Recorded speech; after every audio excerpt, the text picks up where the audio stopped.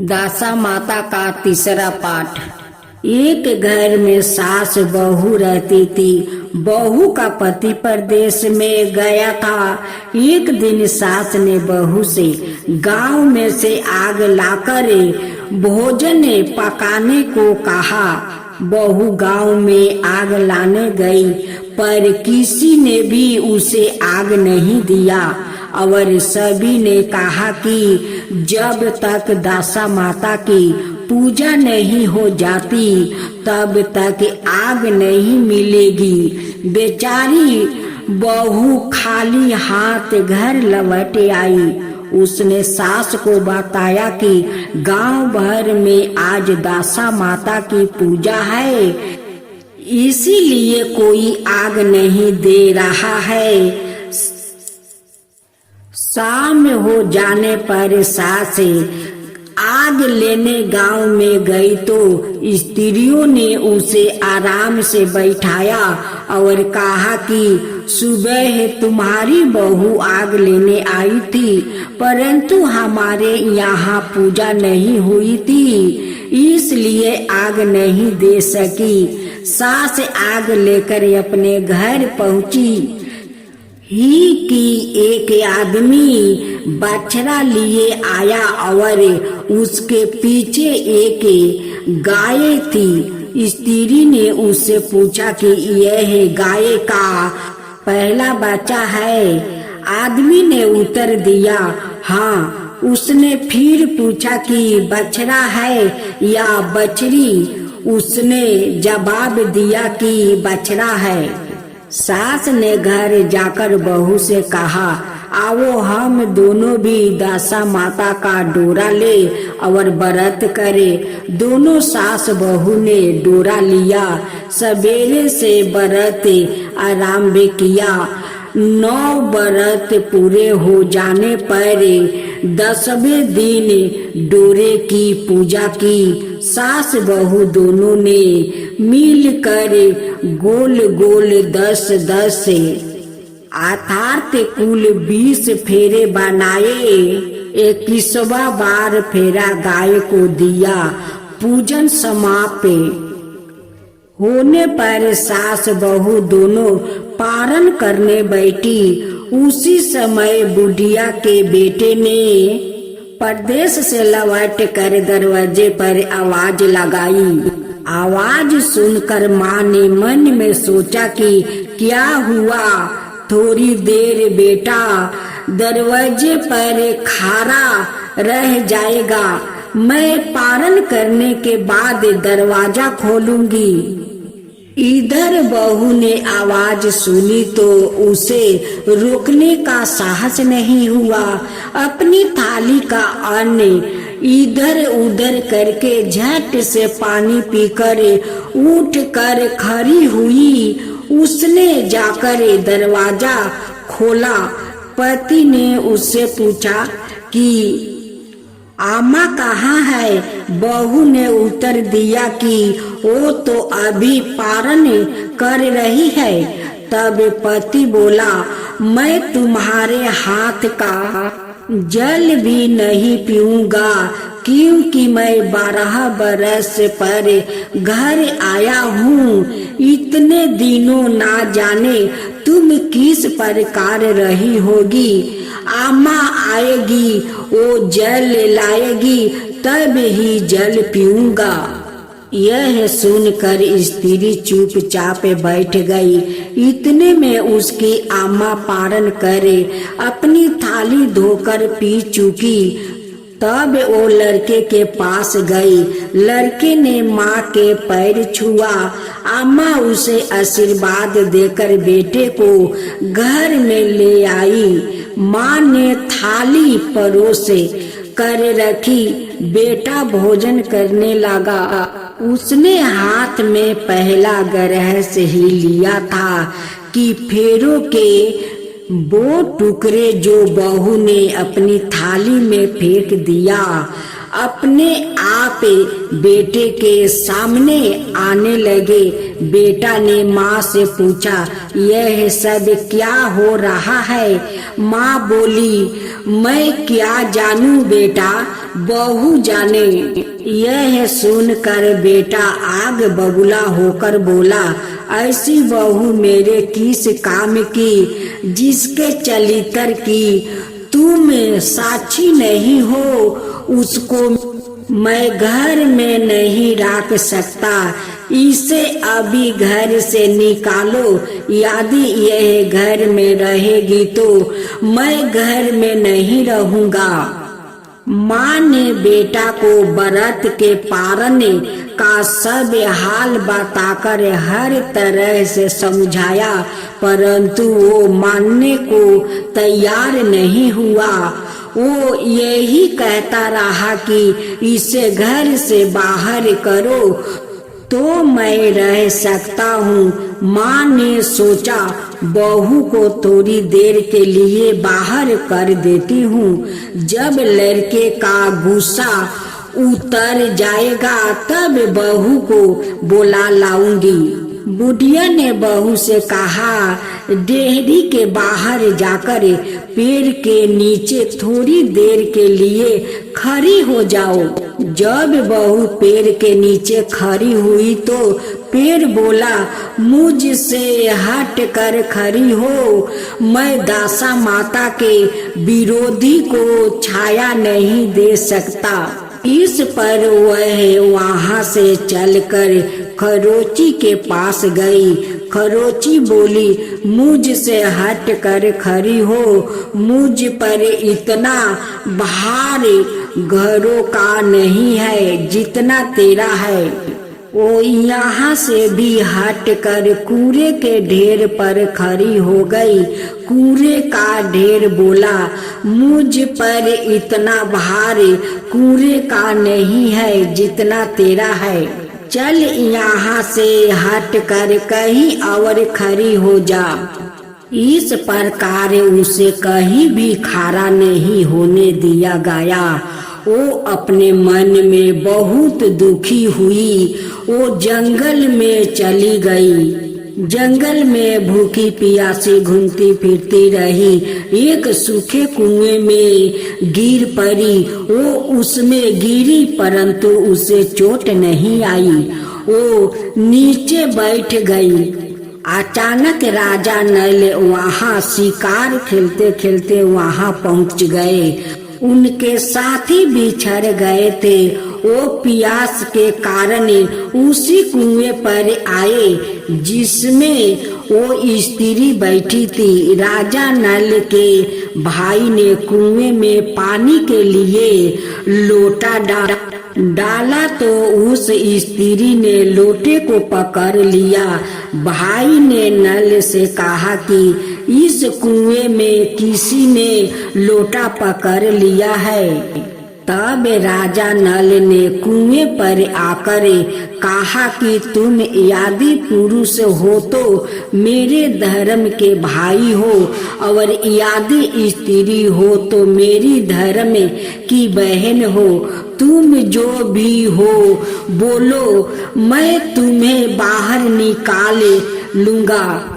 स्त्री ने आवाज दी। राजा ने उसे बाहर निकाल लिया और हाथी पर बैठाकर राजधानी ले आया।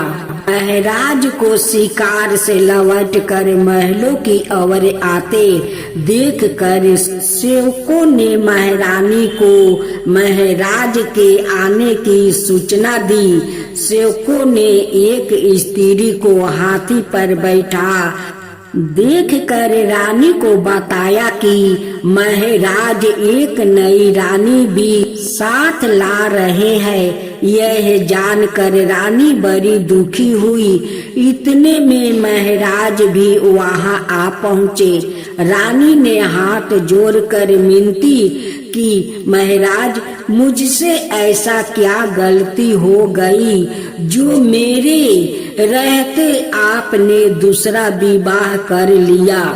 राजा नल ने इसे उत्तर दिया, वो तुम्हारी सौतन नहीं ननद है, मेरी धर्म की बहन है। तुम्हें उसके साथ अपनी संगी ननद की तरह बर्ताव करना चाहिए। यह सुनते ही महारानी का मुख प्रसन्नता से कमल की भांति खिल उठा।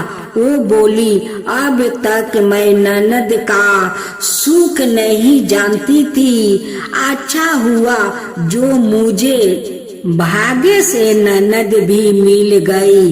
राजा ने उसका नाम मुंह बोली बहन रखा और उसके लिए अलग महल बनवाया। उसके दिन अब सुख पूर्वक बीतने लगे। एक दिन राजा की घोड़ी का बच्चा हुआ तो राजा महल की स्त्रियों बधाई गीत गाने लगी। मुंह बोली बहन ने अपने सखियों से कहा, बाहर जाकर पता करो कि किस बात का बधाई गाए जा रही है। दासियों ने बताया, महाराज की घोड़ी ने अच्छी घोड़ी में एक उत्तम बछड़े को जन्म दिया है, उसी की बधाई गीत गाई जा रही है। मुंह बोली बहन ने पूछा, क्या घोड़ी ने पहली बार जन्म दिया है? सखियों ने उत्तर दिया, हाँ। तब मुंह बोली बहन ने महारानी के पास जाकर कहा, आओ भाभी रानी, हम तुम दोनों दासा माता का डोरा ले। रानी ने पूछा, डोरा क्या चीज है, मुझे समझाओ। वो बोली, दासा माता का व्रत का यह नियम है कि पहले जब गाय यह घोड़ी या स्त्री के प्रसव की खबर सुने तब डोरे लेकर व्रत आरंभ करते हैं। 9 व्रत करने के बाद 10वें दिन डोरा का पूजन करके इस जीवित करते हैं। इसी के साथ उसने पारण का नियम भी बताया। तब महारानी बोली, तुम्हारा व्रत तुमको फले मैं पूरी और दूध की खीर खाने वाली रानी महारानी भाला बन फलेरा गोले की पपरी खाकर कैसे रह सकती है? ऐसा कहना खाए मेरा दुश्मन। ओ बोली, भाभी मुझे जो चाहे कह लो, परंतु व्रत के संबंध में कुछ मत कहो। मैं इसी व्रत के उल्लंघन के कारण मेरी फिरती आपके देश में आ गई हूँ। महारानी ने उदासी नीत के साथ कहा, मुझे क्या परी है, तुम्हें जो अच्छा लगे वो करो, मैं माना तो नहीं कर सकती हूँ। मुंह बोली बहन ने श्रद्धा पूर्वक डोरा लिया। 9 दिन तक व्रत किया। 10वें दिन विधि विधिवत पूजा किया, गोला फारा बनाया और संध्या को पारण करने बैठी। उसी समय उसके पति को अचानक कुछ प्रेरणा सी हुई और वो अपनी माता से आज्ञा लेकर अपनी पत्नी को ढूंढने चल दिया। घूमते फिरते वो राजा नल की राजधानी में पहुंच गया और अपनी पत्नी का पता लगाने लगा। उसने एक कुएं पर कुछ औरतों को बातें करते देखा। एक कह रही थी, राजा की मुंह बोली बहन बहुत ही सुंदर ही स्त्री है, आजकल उसी का किया हुआ सब कुछ होता है। दूसरी स्त्री बोली, वो सुंदर होने के साथ साथ धर्मात्मा भी है। जब से आई है तब से उसने सादा व्रत खोल रखा है। उसके दरवाजे से कोई भी व्याकुल खाली हाथ नहीं लौटते हैं। तीसरी स्त्री बोली, ओ जैसी धर्मात्मा है वैसी सदाचारिणी भी है। चौथी स्त्री बोली, ओ सदाचारिणी और सबर प्रिया भी है, सारी प्रजा उसे खुश है। पांचवी स्त्री बोली, यह सब तो सही है, परंतु अब तक यह पता नहीं चला कि वो कौन है और कहाँ की रहने वाली है। उन औरतों की बात सुनकर वो साधु के भेष में राजा नल कहीं मुंह बोली बहन के महल के द्वार पर जा पहुंचा।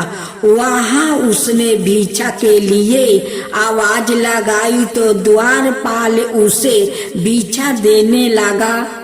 उसने द्वारपाल के हाथों से भिक्षा लेने से मना कर दिया और बोला, भिक्षा देने वाली अश्वमिनी के हाथ से ही भिक्षा ग्रहण करूंगा, नहीं तो अपने रास्ता चला।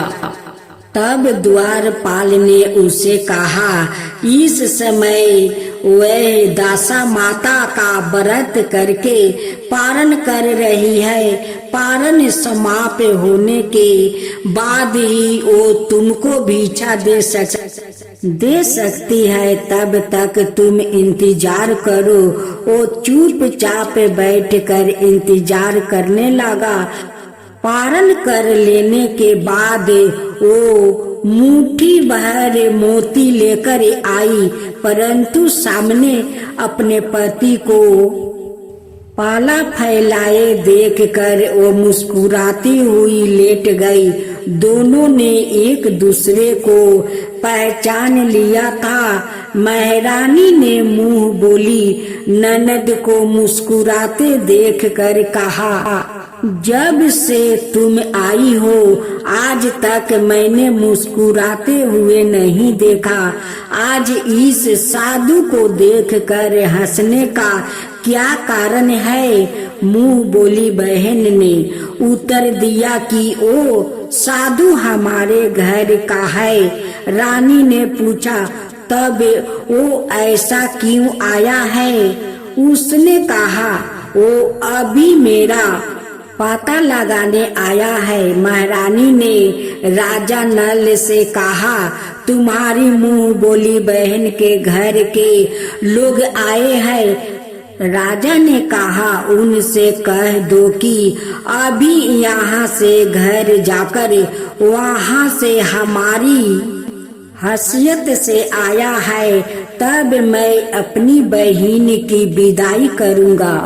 राजा नल की मुंह बोली बहन का पति घर जाकर अपनी माँ से बोला, तुम्हारी बहू राजा नल के यहाँ उसकी बहन बनकर रह रही है।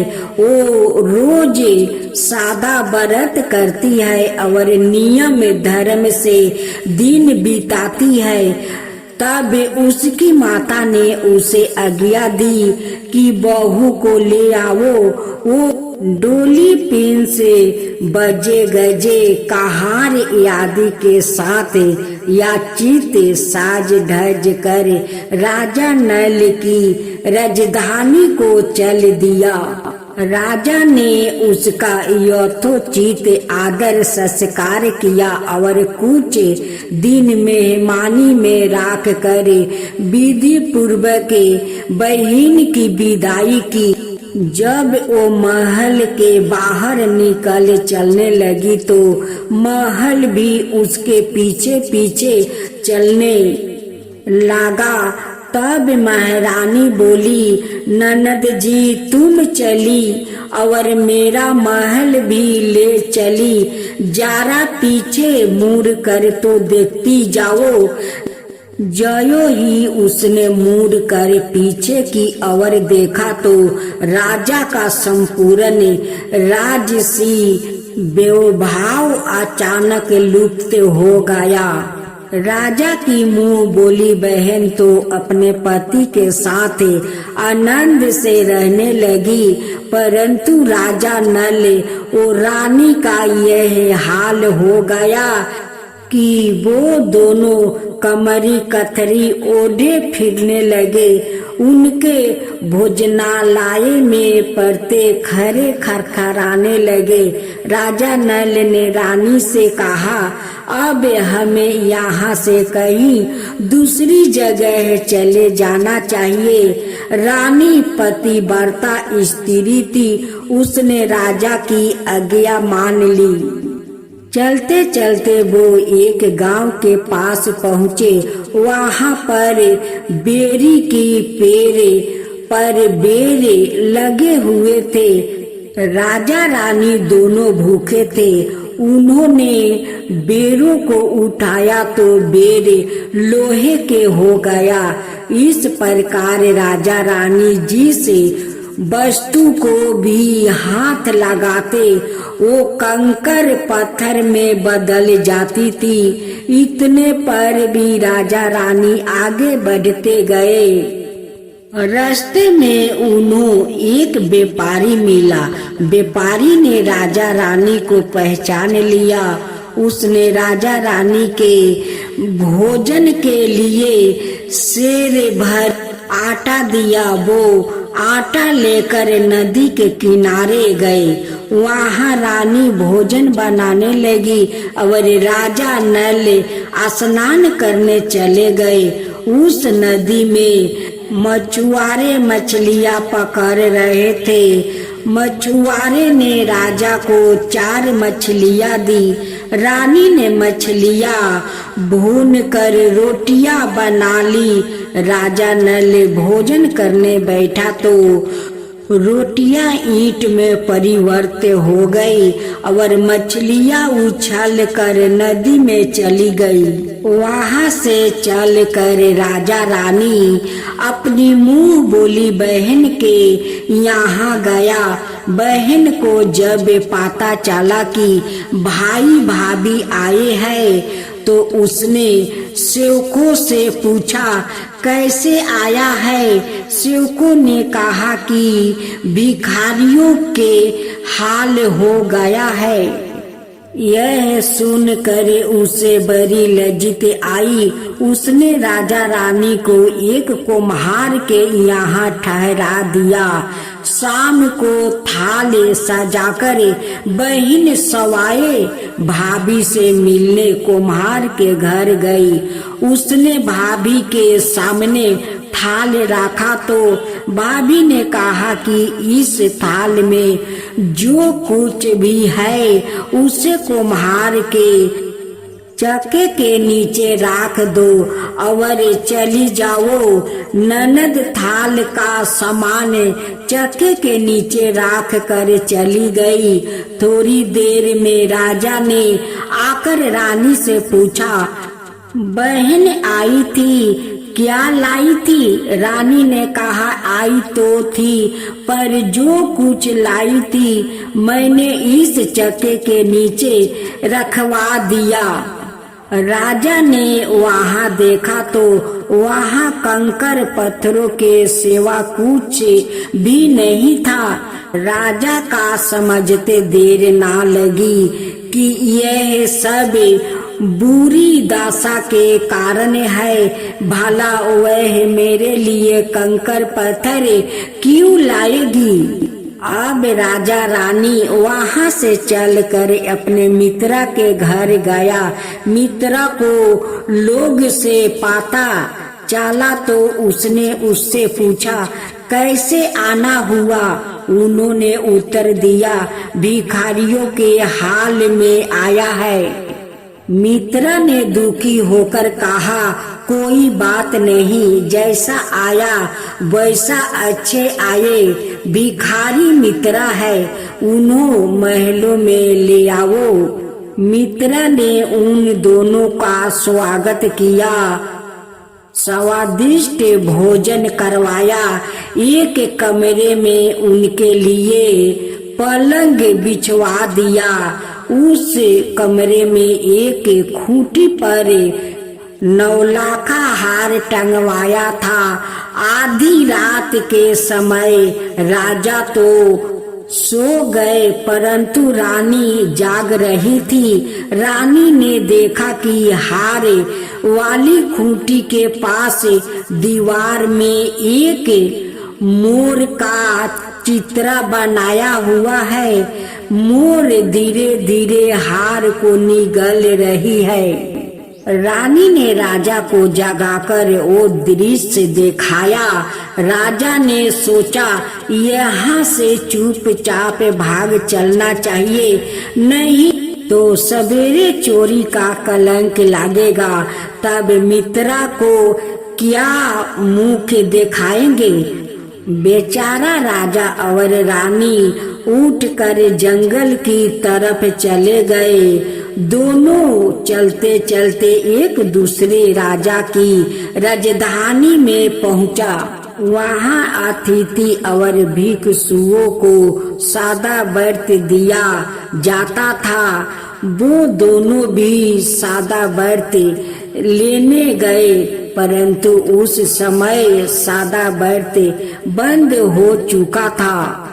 वहाँ के अधिकारियों ने कहा, यह लोग ना जाने कहा के अभागे आए हैं कि इन्हें देने के लिए कुछ भी नहीं बचा, फिर भी इन्हें एक एक मुट्ठी चने दे दो। उन्होंने उस प्रकार से अनादर और कड़वी बातें सहित दान लेना अस्वीकार कर दिया। वो दान दक्ष की निंदा करते हुए बोले कि ऐसी कंजूसी है तो सादा व्रत देने का नाम ही क्यों करता है। दान दक्ष बोला, यह तो बड़ा घमंडी भिक्षुक लगता है, भीख भी मांगता है और गाली भी देता है। इनको कारागार में डाल दो। इस प्रकार दोनों को एक कोठरी में बंद कर दिया गया।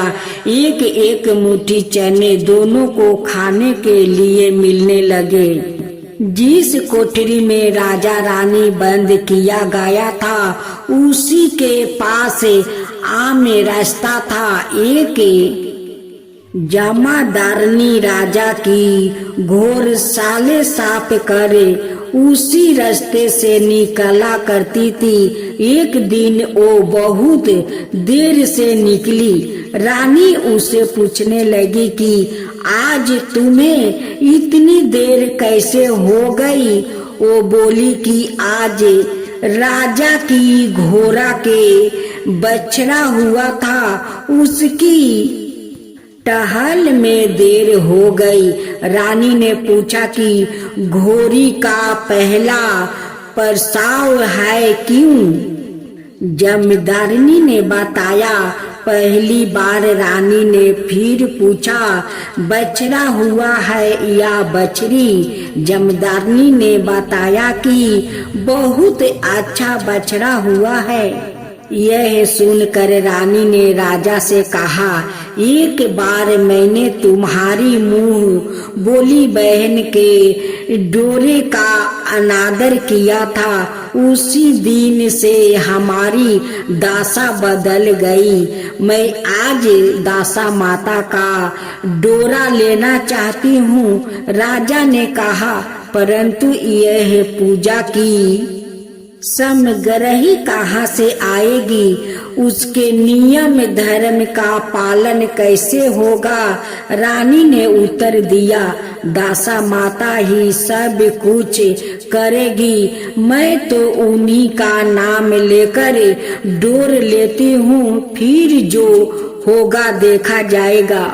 रानी ने 9 तरह राजा की पगड़ी से और एक तरह अपने आंचल का लेकर अपना डोर तैयार किया और उस समय से व्रत करने लगी। थोड़ी देर में ही वहाँ का राजा अपनी घोड़ी को देखने के लिए उसी रास्ते से निकला। राजा ने नल दंपति को देखा कोठरी में बंद। उन्हें देख कर पूछा कि वो लोग कौन है और इनका क्या अपराध है। पहरादारों ने कहा, यह लोग भिक्षा लेने आए थे, यह आपको आशीर्वाद देने के बदले गाली देते थे, इसी कारण दानाध्यक्ष ने इन लोगों को कैद में डाल दिया है। राजा ने कहा, यह तो इनका कोई अपराध नहीं है, इनको मन बचित भिक्षा नहीं मिली होगी, इसलिए यह गाली देने लगे होंगे। इनको संतोष करना चाहिए था, ना कि कैद में डाल देना चाहिए। इनको अभी रिहा करो। राजा की आज्ञा से उसी समय दोनों को कोठरी से बाहर निकाला गया। राजा उनके पाँव में पद्म और माथे पर चंद्रमा देख कर पहचान गया कि यह तो राजा नल और रानी दमयंती है। इस पर उसने दोनों हाथों से हाथ जोड़कर क्षमा मांगी और हाथी पर बैठाकर अपने महल ले गया। कुछ दिनों तक राजा के यहाँ रहकर उन दोनों ने पूरे राजसी ठाट बाट के साथ अपनी राजधानी की और प्रस्थान किया। रास्ते में वो पहले अपने मित्रा के यहाँ गया।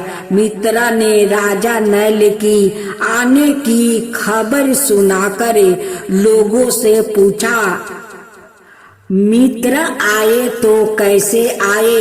लोगों ने कहा, अब की बार तो राजा सा ठाट बाट के साथ हाथी घोड़े पर डंका निशान पालकी पींछ और फौज को साथ लेकर आए हैं। मित्र ने कहा, अच्छी बात है, आने दो। मेरे लिए तो जैसे तब थे वैसे ही अब भी है, आखिर है तो मित्रा ही है। राजा रानी मित्रा के महल में गया। मित्रा ने उनको आदर संस्कार के साथ उसी स्थान पर ठहराया जिस स्थान पर पहले ठहराया था। आधी रात के समय जब राजा सो रहे थे और रानी पैर दबा रही थी, तब रानी ने देखा कि मोर का चित्रा जो पहले हार को निगल गया था, उस हार को उगील रहा है। रानी ने राजा को जगाकर यह दृश्य दिखाया। राजा नल ने अपने मित्र को बुलाकर यह दिखाया। मित्र बोला कि मैंने तब भी तुमको चोर नहीं समझा और ना अब समझता हूँ। यह दर्शाए तुम्हारी बुरी दशा का फल है। अब निर्चित रहो, मेरे मन में कोई मैल नहीं है। मित्र के यहाँ से चलकर राजा रानी अपनी मुंह बोली बहन के यहाँ गए।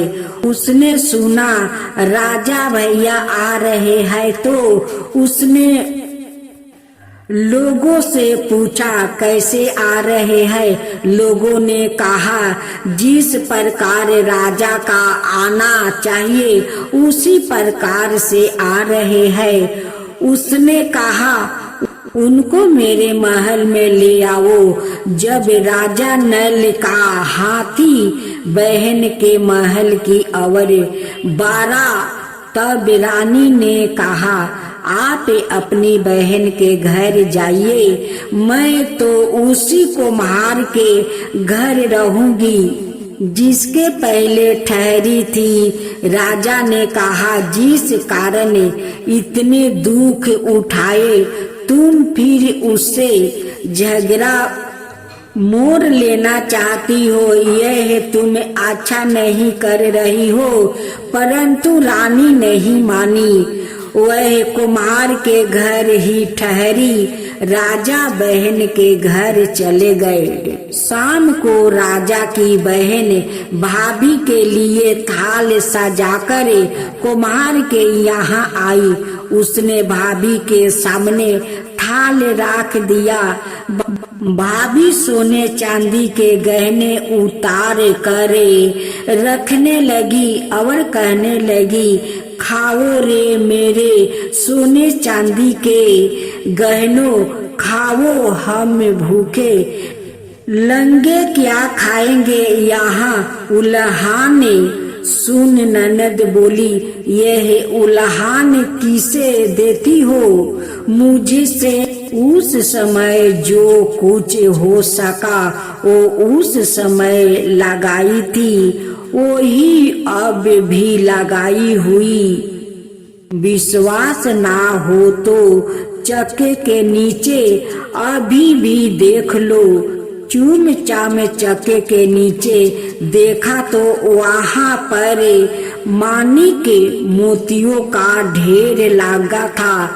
रानी यह सब देख कर हैरान रह गई।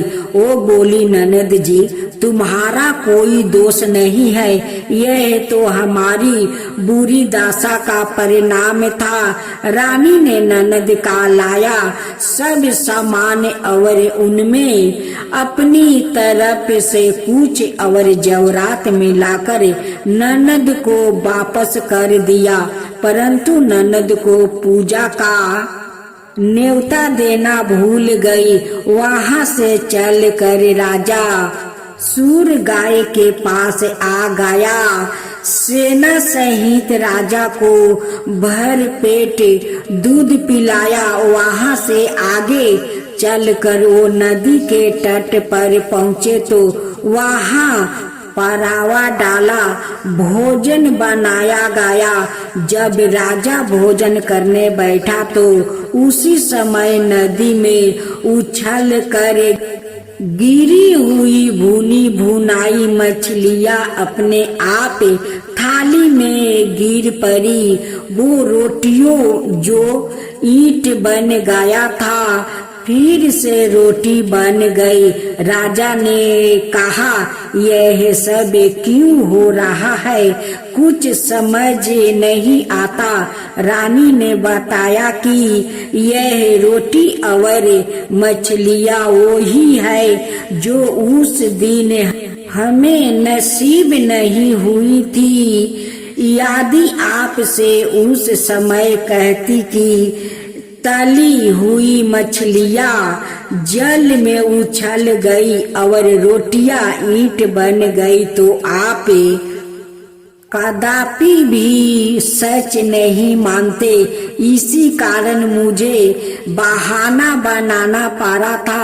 अब राजा रानी अपने राजधानी की और आगे बढ़े। जब राजा की फौज अपनी राजधानी की समीप पहुंचा तो वहां के लोग ने समझा कि दूसरे राजा ने राजधानी पर आक्रमण कर दिया है। वो घबरा गए हैं। वहां के लोग नजराना लेकर राजा से मिलने गांव के बाहर आए। परंतु यहाँ क्या, यह तो अपना राजा है।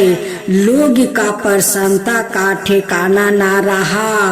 वो श्रद्धा भक्ति के साथ महाराज के आगे चल कर उन्होंने उनका महल में ले गए। राजा रानी ने महल में प्रवेश किया। रानी ने तुरंत दासा माता की पूजा का प्रबंध किया। उसने उस पूजा में नगर की सब सौभाग्यवती स्त्रियों को बुलाया। भगवती के भोग के लिए सब प्रकार के पकवान बनाया गया। आटे की 10 बतिया, 10 शक्कर की गुजिया अठवाई सुहागिनों के आंचल में डाली। सुहागिनों का श्रृंगार करके दासा माता की पूजा आरंभ हुई। कलश से स्थापित करके दीप को जलाया गया, परंतु उसकी बत्ती जली नहीं। इस पर पंडितों ने कहा कि कोई न्योता पाने वाला न्योतनो तो नहीं रह गया है, स्मरण किया जाए, उसके आने पर दीपक जल जाएगा। रानी ने सोच विचार कर बताया कि ननद ने नेवतने से रह गई है। पंडितों ने कहा कि उसे फौरन बुलाया जाए। राजा ने अपना दूरगामी रथ भेजकर अपने मुंह बोली बहन को बुलवाया। उसके आते ही कलश का मानिक दीपक पर ज्वलित हो गया। बड़ी धूमधाम से पूजा की गई। अंत में सुहागिनों को भोजन करवाकर विदा किया गया। उसी समय राजा ने राज्य में आज्ञा जारी की, मेरी प्रजा के लोग दासा माता का व्रत किया करे। भगवती माता ने जिस प्रकार राजा नल के दिन फेरे, उसी प्रकार सब के दिन फेरे।